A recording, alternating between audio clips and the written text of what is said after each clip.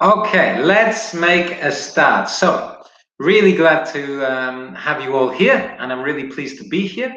Okay, this is the start, or not the start, but it's we're going to have a series of online webinars.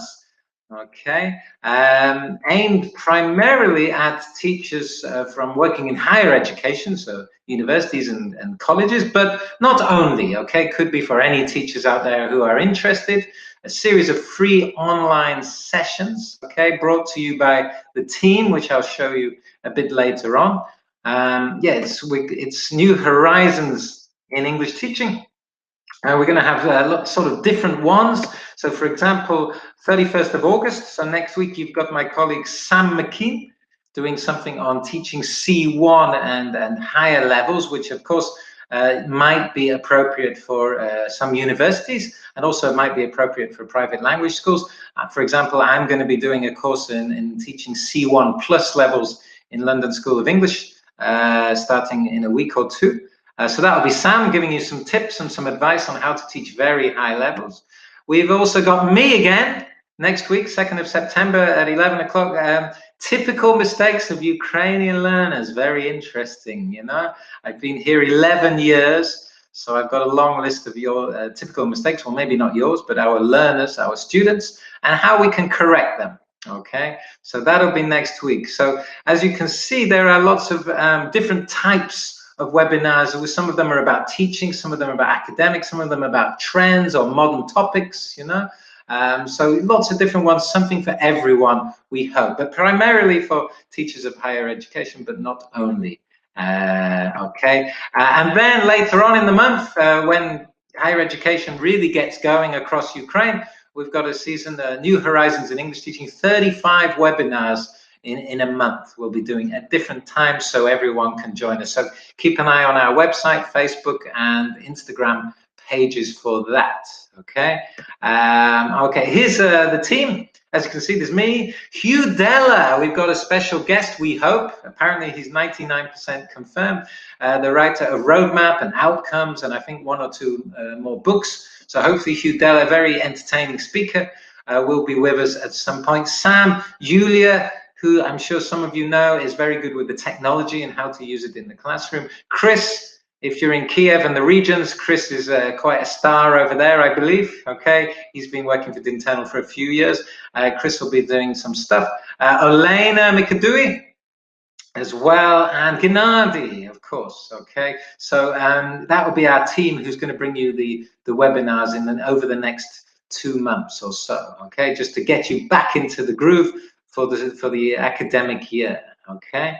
Okay, so my one today, I mean, just to tell you a little bit about myself, if you don't know, I'm Graham Jones. I've been in Odessa 11 years. My primary job is as director of the London School of English in Odessa, but I also work for Internal Education 2 days a week, actually, at the moment, as a methodologist, focusing on, well, higher education primarily, but also other stuff. And I'm also a CELTA tutor, as some of you know. I do the CELTAs in the summer in London School of English. So today we're going to look at modern English or 21st century English. Okay, and the title is "Where Are We At?" So we're going to be looking at some new words, some new trends in grammar, pronunciation, and we're going to look at the reasons for these changes. Okay, and it's quite interesting. You might learn some new words that have recently entered the dictionary. Yeah. So is English changing? Is the big question. What do you think, guys? I've sort of given you the answer here, but what do you think? Is English changing? Tell me your answer. Yes or no? What do you reckon? Yeah, sure, of course. Definitely. So yeah, English is changing. Just a couple of facts here. So there are more than 1,000 new words every year which enter the dictionaries, because of course there are a few dictionaries out there. 1,000 plus new words, so it works out about 80 a month, around about. There are apparently about 5,400 or something like that new words, but only about 1,000 of them actually enter the dictionaries every year. Okay, because I suppose a big panel of people sit there and judge whether this word should enter the dictionary or not. Okay, maybe it comes in later. So yeah, 1,000+ new words. And this is an amazing fact.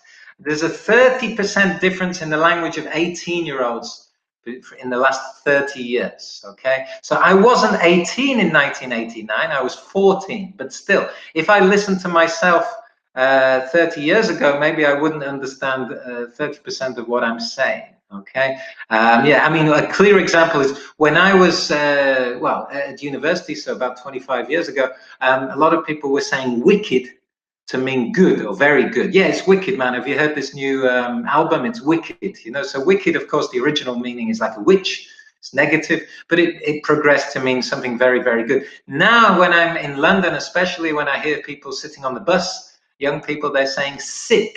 So sick is what young people are saying to mean very good, you know.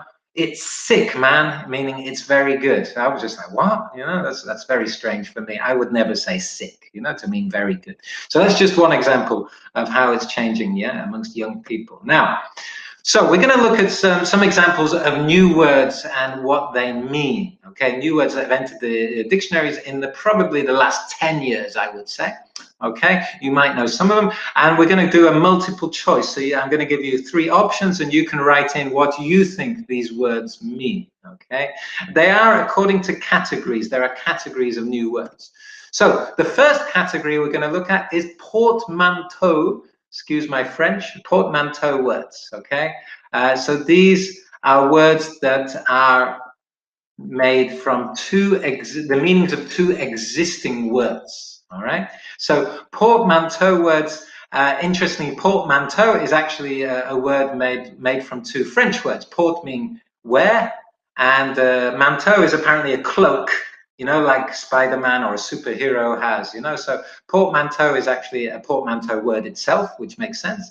And this started from Lewis Carroll, who wrote, of course, Alice in Wonderland, but Through the Looking Glass, one of his also famous books, he had a poem called Jabberwocky, and in that poem there was a lot of words made from 2 words. Okay, and this is where we got the word portmanteau from, and it's become quite fashionable these days to combine 2 words. Okay, so let's look at our first one. So chillax, the verb. Okay, chillax. So here's an example. Just chillax and forget about your exam tomorrow. Okay, now what does chillax mean? Now here are 3 choices. You have to write in with what you think is the correct one. So is it to cool down your drinks? Yeah, chillax your beers in the fridge, for example. Yeah. Is it to calm down and relax? Okay. Or is it C, to go to sleep? Okay. Just chillax on the sofa. So a lot of people are writing in B here. Okay. B, B, B, B. It seems like this one. It's not such a new one, this one. Oh, we got a C. We got a couple of A's. Okay. Let's then have a look. What is the answer? Dun, dun, dun. The answer is to calm down and relax. Okay, so to chillax. Yeah, just chillax, man. Chillax in the corner, you know. So it's not a word I would say very often because it's a little bit too young for me, this word. Okay, but yeah, with your beers or with drinks, we would just say chill. You know, chill your drinks. Put them in the fridge to chill.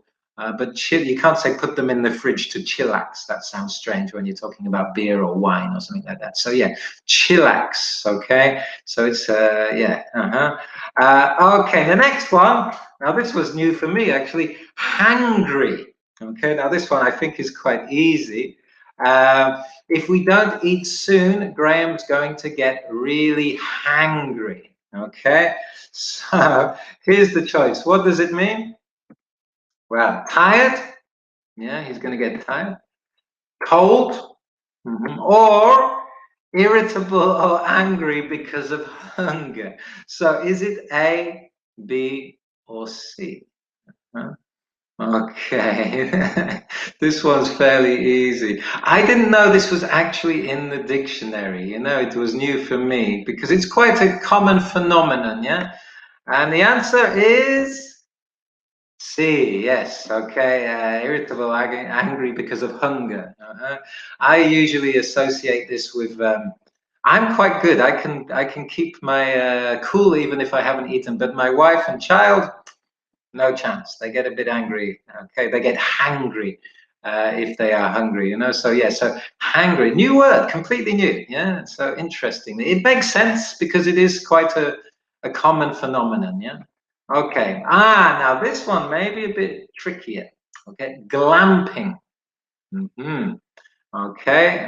Now, example, we're going glamping in Devon. Devon is a region, a beautiful region in England, in the south coast. We're going glamping in Devon this summer. Okay. So, what does it mean? Now, here are your choices.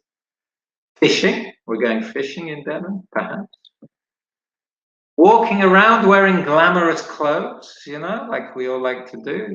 So, or is it camping, but with much more comfort? Okay, so is it fishing, walking around in glamorous clothes, or is it camping with much more comfort? Okay, some people got B, some people got C, B, C, B, C. Okay, B/C. Very good. You've chosen two answers. Okay, now, so a little bit more difficult, this one. Not many people have put fishing. Doesn't really sound like fishing. And the answer is C, camping with much more comfort. Okay, so it became quite popular in England when we have the big music festivals in England. Well, obviously we didn't have them this summer, but it's very popular in England. The music festivals is a big business, 100,000 people, and I think it came from there when people paid more money and they stayed in more luxurious accommodation. But it was still camping technically, but maybe you have your own water, you have your own shower, something like that. Okay, so all these yurts that became quite popular to stay in. So look at that. That's not a usual tent, is it? So there you go, glamping. Okay, I don't think it's reached the Ukraine yet, this phenomenon. So okay, now this one I added recently because this one was a word I was hearing a lot this summer, or I was reading about this summer. Staycation.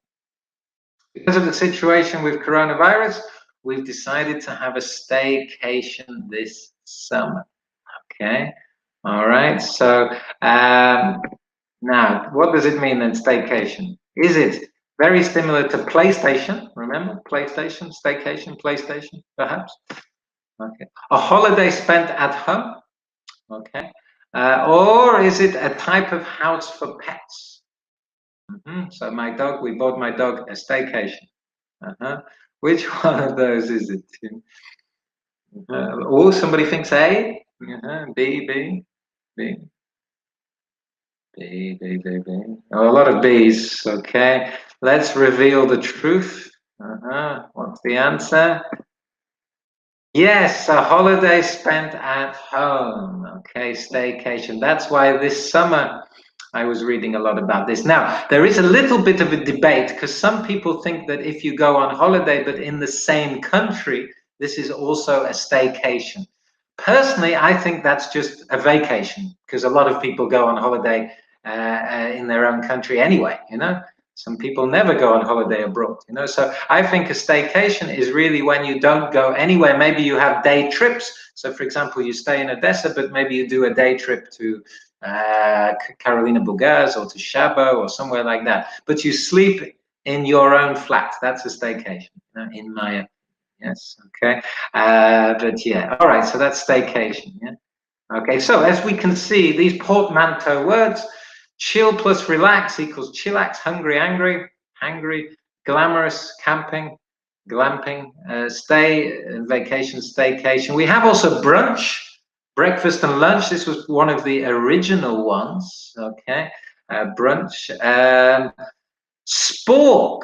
Can anyone guess what a spork is? Interestingly, spork. Anybody can guess what they think that is? Oh, edutainment. Yeah. or kiducation or something, education. Yeah, there was spoon and fork, guys. Brilliant. You know more than me about this, yeah, because it was the first time I've seen this. So maybe you can have a spoon and a fork. Maybe it's good for camping, for example, a fork and a spoon at the same time. Webinar, of course, is a portmanteau word. Seminar and web. Motel. Okay, mobile, hotel, and smog, of course, like. Okay, fog and smoke, you know. So there's lots of them out there, more and more of these portmanteau words. People like to put words together. Okay, let's look at the Brexit. Oh my God, don't remind me. Yes. Yeah, Brexit is a good Britain and exit. Yeah, we were even talking about Grexit when the Greeks looked like they were going to leave the EU. It was Grexit. You could have Frexit, which is France, or I don't know what you would get for Germany, Jurex, who knows. But anyway, we hopefully won't have to think about that. Okay, so then we've got also shortened words, the second category, yeah? So words that people have just shortened, you know? So for example, so reduced forms of the original word. So the first one we got is totes, which is quite funny. Totes, hey, totes. So example, he really likes her, you can see it. Yeah, totes. Okay, so what does it mean, totes? Is it a bit? Is it totally? Or is it of course? Which one do you think? I don't think this one is too difficult again. You can work it out as it's a shortened word. Okay, so let's see the answer. Totally, of course, you know, because totally goes down to totes, you know. Okay, other examples. Now, these examples are coming in basically because of laziness. People just don't want to say the full word, or maybe because of texting. People don't want to write the full word. So we've got ofs. Yeah, it's going to rain today. Yeah, ofs, you know. Adorbs. Oh my God, you know. So you can say this dog is simply adorbs, you know, so adorable. So defo, you're going out tonight, you're going to have a beer? Defo, you know. You're looking forward to the start of the academic year? Defo. Document, that's quite a common one. Fabulous, fab, again, we've been saying that for a while. There is even very famous British comedy called Absolutely Fabulous, because it was about the fashion industry, and people often say fabulous a lot in the fashion industry. And yeah, it was often shortened to ab fab. Absolutely fabulous, ab fab. It's very interesting comedy if you want to watch it. Comfy has been around a long time. Comfy, we even have a shop in Odessa, in Ukraine, called Comfy, where you can buy things from. Yeah, comfy to comfortable, you know. Oh, this chair is quite comfy, yeah. Okay, so yeah, okay. Nobody pays for extra words, that's true. Okay, moving on. Category C, new words which have appeared because of changes in modern habits. Okay, of course, technology is becoming more fashionable these days, so more common, so maybe they've come from there. So one of my favorites, binge watch. It's pronounced binge. Binge watch, okay? I binged watched the new series of Peaky Blinders in one night. It's not true about me, but I probably binge watched it in 1 week because I'm a big fan of Peaky Blinders, if you know that serial. So binge watch, what does it mean? Does it mean to watch all or many episodes of a series or serial in a short space of time? Okay. To watch with popcorn, makes it better, doesn't it, when you watch it with popcorn? And to watch with great enjoyment. So what do you reckon? A, B, or C? Okay. A lot of people putting A's here. I think you're all binge watchers. And somebody put F there, interestingly. C, okay. Well, let's see what the answer is. Yes, to binge watch, to watch all or many episodes of a series in a short space of time. Okay. So yeah, I can't binge watch. I just don't have enough time to binge watch in 1 day because, you know, I've got 2 jobs and a family, but maybe I can binge watch in a week sometimes, something on Netflix or BBC Prime. So yeah, other examples, binge eat. Okay, so it's not very healthy. to binge eat, you know, to maybe you don't eat all day, but then you eat lots for your evening meal. Binge drink, very unhealthy, but very common with British people, unfortunately. So British people like to binge drink on Friday and Saturday night. Maybe we don't drink anything during the week, but then on Friday we have 10 pints, you know, not healthy at all. So binge drinking is often, you can find stories about binge drinking in newspapers and stuff. It's quite a bad phenomenon for British people, unfortunately. And binge-worthy, binge read, somebody's suggesting. Yeah, I think we can say that. Yeah, I binge read the book in 2 days. Binge-worthy, you know, it's quite a common adjective. So we can say, is this serial, is the new season of Peaky Blinders, is it binge-worthy? So meaning, can you like watch it? Should I watch it in one night, or you know, is it not that good? You know, so binge-worthy, something that's very addictive. So yeah, binge. Yeah, so it's been around for binge drinking for a while, but now, yeah, to binge watch is become quite a trendy word. You know? Okay, so that's all to do with vocab.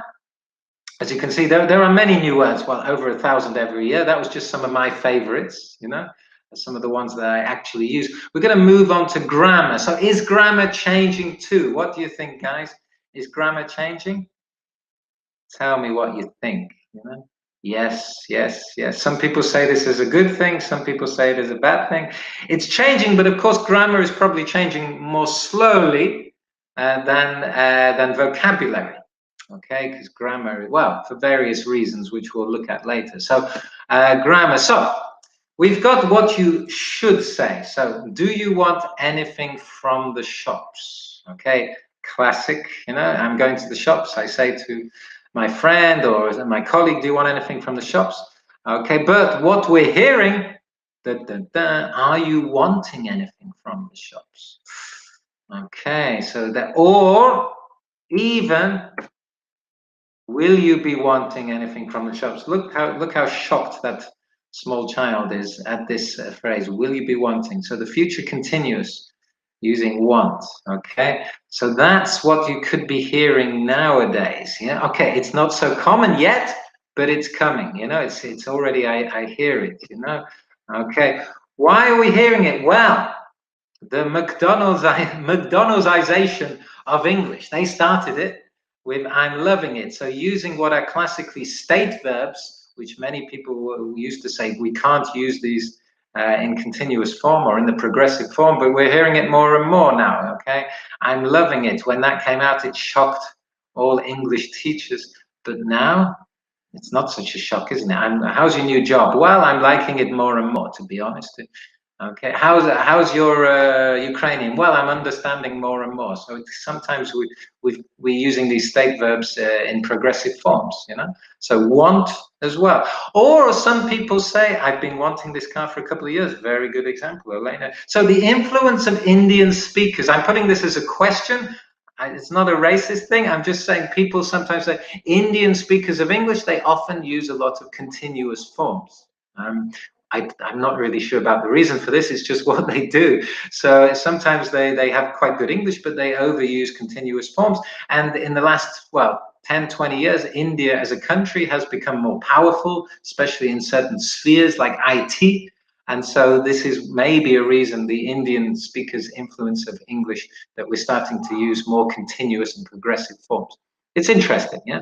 Let's look at the next one. What we should say. And then Karen said she was definitely not going because she had been there already. So this is an example of what grammatical form here. Anybody? What is it? She was definitely going because she had been there already. Reported speech, exactly. Yes. So this is an example of reported speech. Okay, but what we are actually hearing a lot of the time, and Karen's like, I'm definitely not going because I've been there before. Okay.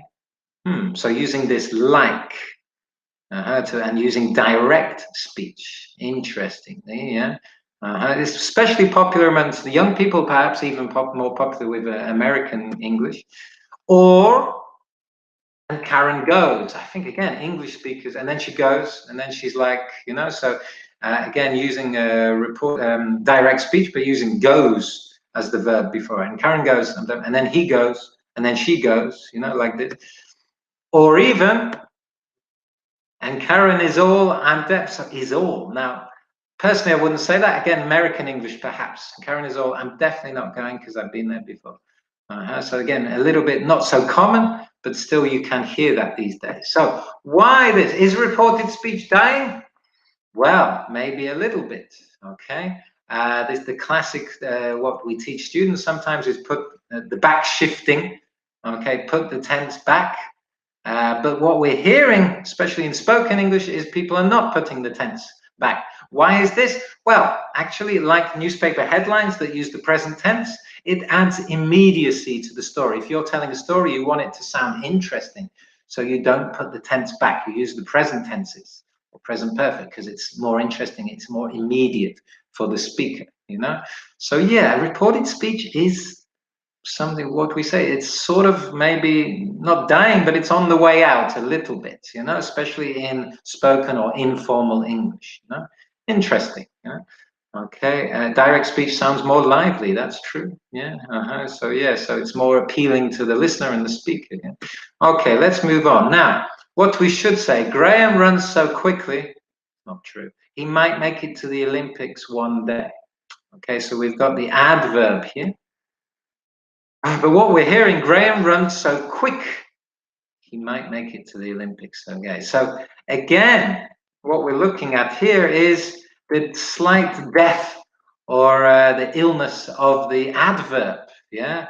Now, again, this time I am blaming American English for this. Americans, he's doing good instead of he's doing well. You will hear a lot of the time. Yeah. They were running slower, not more slowly, you know, but yeah, he's doing good. How's he doing? He's doing good instead of he's doing well, you know. So adjectives instead of adverbs, it's happening, you know, more and more in spoken English, of course, but it's not really a change of meaning. The meaning is exactly the same. He's doing good, he's doing well, the meaning is the same. It's just a change of form, really, you know, adjectives instead of adverbs, you know. We might find this slightly sad. The English language is becoming less rich in a way, but it's just what happens, you know. Okay, now this one, very interesting, yeah. If he'd passed me the ball, I would have scored. So what is this an example of? What grammatical form? Anybody? What have we got? Conditionals, yes. Third conditional, exactly, yeah. Okay, good. Now, but what are we sometimes hearing? Not all the time, but sometimes. If he would have passed me the ball, I would have scored. Yeah, so if a student made that mistake in your university or in your school, you would probably correct them, you know, because it's like, no. You can't use will or would, or very rarely can you use will or would in the if clause, okay? But we are hearing this, okay? I'm hearing it. Why? Well, in many ways, it's easier. Remember, speakers of English, even native speakers, they go with what's easy, you know, some of the time. It makes the sentence more symmetrical, you know? And perhaps, I have no evidence for this, but perhaps it's more common among the less educated speakers of English because it's easier. And maybe, you know, footballers, when they're interviewed after a match, I'm not saying all footballers are badly educated, but sometimes, you know, when they're tired and they're speaking, they would use such a sentence, you know. So it's interesting. Again, it's not going to come. It might happen that in 30 years, 40, 50 years, you know, this is how the third conditional will look. You know, who knows? You know, people are already writing in their ideas here. As long as these changes aren't fixed in grammar books, we have to correct mistakes. That's true. We're going to talk a little bit about that at the, later on, you know. So that's that. Now, and we will talk about it now. Now, when we look at grammar, we have two types of grammar. We have prescriptive and descriptive. Okay. Now, prescriptive grammar, it focuses on how the language should be used. So grammarians out there, so people who don't necessarily want the language to change since, I don't know, the beginning of the 20th or the 19th century. So prescriptive grammar, we should say Margarita and I went to the cinema, even if it sounds a little bit old-fashioned in spoken English. Fewer and fewer people are learning French, okay? Because, yeah, we have to use fewer instead of less because it's countable, yeah, countable now. So that's what prescriptive grammarians would say. They don't want the grammar to change. But descriptive grammarians, it focuses on what is actually happening out there on the street, I suppose, or in real English, you know. So me and Margarita went to the cinema, which is perhaps what most people are saying these days, or less and less people are learning English. My dad, who is more into prescriptive grammar, because he's 76, he would correct me, or sometimes people, when they say less and less people, he would say fewer and fewer, you know, because my dad is a bit old-fashioned. He wants people to say fewer, and I think he just wants to sound clever, you know. So yeah, that's the difference between descriptive and prescriptive. What do we go with? What should we go with? You know. So okay. What about pronunciation? Okay, what about prom? How is that changing? Well, we're not going to talk about this a huge deal, yeah, but we've got, for example, I've got the tight schedule, okay, American English, or, of course, I've got a tight schedule, okay, British English. Well, what should we use? Well, it doesn't actually matter, okay. What are we actually saying? Well, I would maybe say schedule if I'm talking to an American, and schedule if I'm talking to Brits. You know, I would maybe use schedule in the classroom because perhaps, even though I'm British, because I think maybe my learners have more chance of understanding it if I say schedule. I don't know if it's true or not. We have what's called David Crystal, if you've heard of him. He writes a lot about pronunciation. He wrote a very good book recently with his son about the changes in English language, and we got like linguistic accommodation. So you actually use the pronunciation of the person you are talking to. So as I said, if I'm talking to my American teachers, I would say schedule, and maybe if I'm talking to Brits, I would say schedule. Language is becoming, you know, the pronunciation is changing because of the internet, because of Netflix, because of all sorts, you know. British people are watching American serials, and Americans probably watching some British serials. So, you know, it's all becoming a bit mixed, the pronunciation, you know. The same with spelling. Yeah, it used to be very clear. American, British, English, you know, we all knew. I hate to say it, but American spelling is more logical in many ways, you know, because of British, it comes from a lot of the history of the language from French, etc. So we've got center or center. Of course, pronunciation is exactly the same. British, as we say, we kept the French type, but Americans, they made it more logical, center, and they would probably say center because of the rhotic R. Realize or realize, color or color, tire or tire, you know. Yeah, it's changing. It's really changing. British people are starting to put Z into realize because Microsoft changes it when you type it, you know, and it gets quite annoying. The same with color, that Microsoft will underline it, you know. So I'll just put the American spelling, you know. So yeah, it's changing because of technology, you know. So yeah, I mean, the main thing I say to my students when they ask about writing in exams is I say, be consistent. If you use British spelling at the beginning, use British spelling at the end, you know. So generally speaking, be consistent with your writing and spelling. You know? Okay, English spelling is becoming globalized, as I just said, or is it globalized? Is it with an S or a Z? I don't know, you know. So that's why, yeah, you can use American or British half of the time, you know. So why is English changing? Well, I've already given you some of the reasons why English is changing. Okay, any more reasons, guys? What do you think? Why is the English language changing? Because of technology, yeah. Globalization with a Z, very good. Globalization, good, yeah. Any other reasons?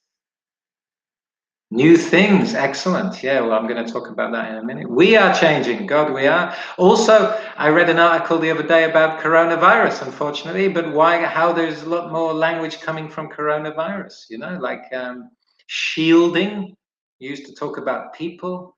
Lockdown, it was a word, but we never heard, most people had never used it, you know, so even, yeah, new things in life bring in new language, you know. Okay, now, so the ways people are changing, are communicating is changing. As I've already mentioned, we are communicating a lot more now by text. It was speaking, it was telephone, then it became, you know, emails, you know, so people were writing quite short emails. Emails are more informal than letters. And now it's texting, and people are writing all sorts of stuff that even I don't understand. Mate with M and an 8, you know, that type of thing. So yeah, it's I'm not a huge fan. I'm a bit traditional with texting. I like to write full words with full stops and commas because I'm an English teacher, I suppose, you know. But yeah, the way people are changing, so that's the reason why the language is changing. Okay, new technology, as you mentioned, we've got clickbait. Clickbait is an excellent word. Yeah? Now, clickbait, bait is what you put on the end of your hook when you're fishing. Yeah, you can have different bait, flies or some sort of food, you know. And click. So clickbait is like an article in an online magazine or newspaper that's basically maybe not that, you know, could be interesting, but it's not very educational, it's not very highbrow, but they know that a lot of people will click on this. So usually it's got maybe something about a famous person in the headline or something about sex, because that's what people are generally interested in. And people click on it to read, and they maybe write comments. And of course, this is good for the newspaper because of advertising. You know, the more people click, the more they will see the advertising at the side of the article. So yeah, clickbait is a new word. It's a good one. Carbon footprint. It's connected to, of course, how much you travel, especially by aeroplanes. So you say people, businessmen who travel all over, they have a very big carbon footprint. You know, meaning they pollute the atmosphere more than people who just stay at home. Selfies, of course, you all know what these are, and podcasts, you know, and webinar, and these type of words, you know. So new technology has brought new words. Okay. Then we've got again new technology, old words that get new meanings. So web and mouse. Okay, they existed before, but now they have different meanings, two meanings. Okay. The people who are speaking English is also changing. Remember, 30 years ago, so the global speakers of English were this yellow line here. So global speakers, and then the others were native speakers of English. So New Zealanders, Brits, Australians, Americans, even Scottish people who are difficult to understand, but they're native speakers, Irish. This was the majority, as you can see, of speakers of English. But now, you can see native speakers are much in the minority, you know, and we have, of course, Chinese. There's even Chinglish. People talk about Chinese English. That's another new word, you know, that's come because so many Chinese are using the English language and sometimes not altogether well or traditionally. So Chinglish. So as you can see, in 30 years, you know, global speakers of English, English as the L2 has changed so much, you know. Also, movement of populations, you know, emigration, immigration, trade. We get borrowings or loan words from other language. So a new one, tsunami. I don't think anyone knew what that meant, unfortunately, until we had a big tsunami a few years ago. I think that comes from Japanese. Sudoku, avatar. These are all words from Asian languages. Okay. From Russian, we also can take perestroika,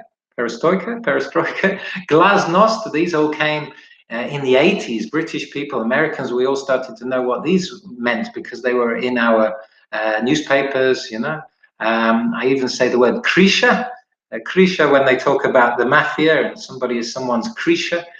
This has also starting to become common in the English language because of, unfortunately, Russian mafia and oligarchs, etc., and court cases in England. Abramovich had a court case in England, I can't remember, against Berezovsky, I think, and we got some new words. Krisha was mentioned a lot. Also, we have gulag. Most people know what this means. Also, pogrom. So not altogether positive words that enter the English language. Talking about Ukrainian, perhaps Cossack is a Ukrainian word that English people would know.